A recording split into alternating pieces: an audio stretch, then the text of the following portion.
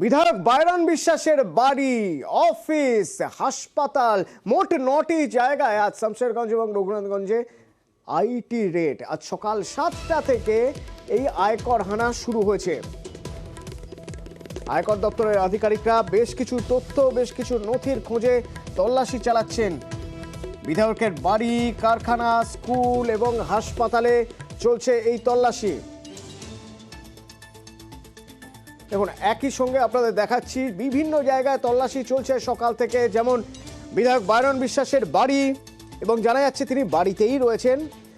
তার স্কুল, তার চা কোম্পানি এবং তার হাসপাতাল, সেখানেও আয়কর হানা। তার বাড়ির সামনে থেকে রয়েছেন আমার প্রতিনিধি কেদার। কেদারের সঙ্গে একবার কথা বলবো। কেদার, সকাল 7টা থেকে চলছে এই আয়কর হানা। তদন্তকারীরা ভিতরে রয়েছেন, সিআরপিএফ চারদিক ঘিরে রয়েছে। ভিতর থেকে কি খবর পাচ্ছি আমরা?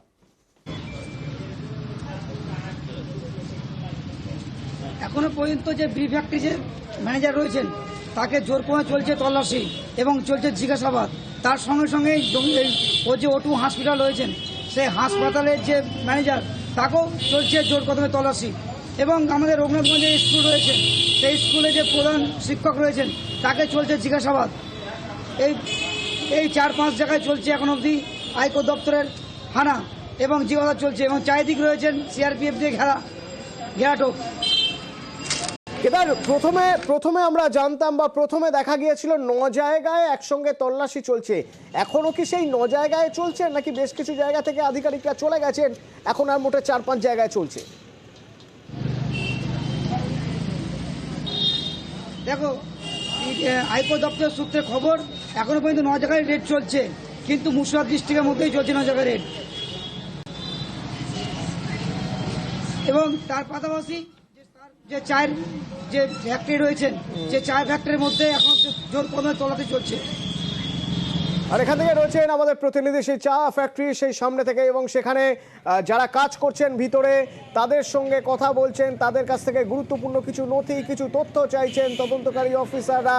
সকাল 7টা থেকে এখন দুপুর 1:30, অর্থাৎ প্রায় 6 ঘন্টার উপর হয়ে গেল। এখনো পর্যন্ত 6.5 ঘন্টা এখনো পর্যন্ত রেড চলছে, আইটি রেড। বিধায়ক বাইরন বিশ্বাসের বাড়ি, কারখানা, তার স্কুল, হাসপাতাল, স্কুল, 9টি জায়গায়।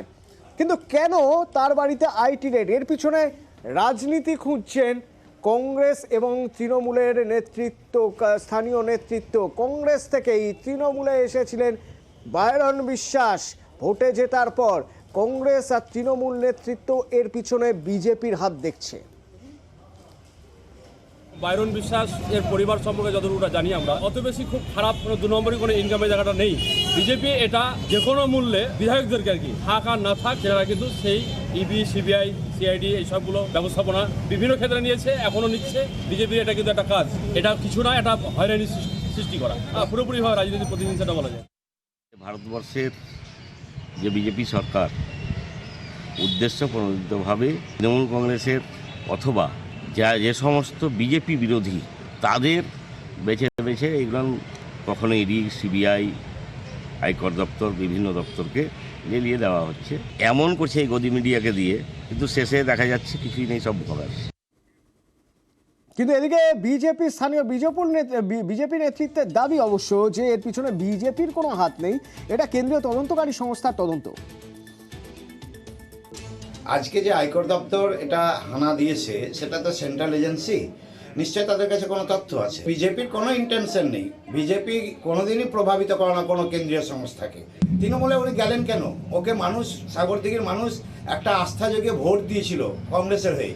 উনি সব মানুষের সঙ্গে বেইমানি করেছেন। বেইমানি করার উদ্দেশ্যটাই একটা, কংগ্রেসের থেকে যে কাজগুলো উনি স্বার্থসিদ্ধি করতে পারতেন না এখানে এসে করছেন, আর তার জন্য আজকে উনি বিপাকে পড়েছেন।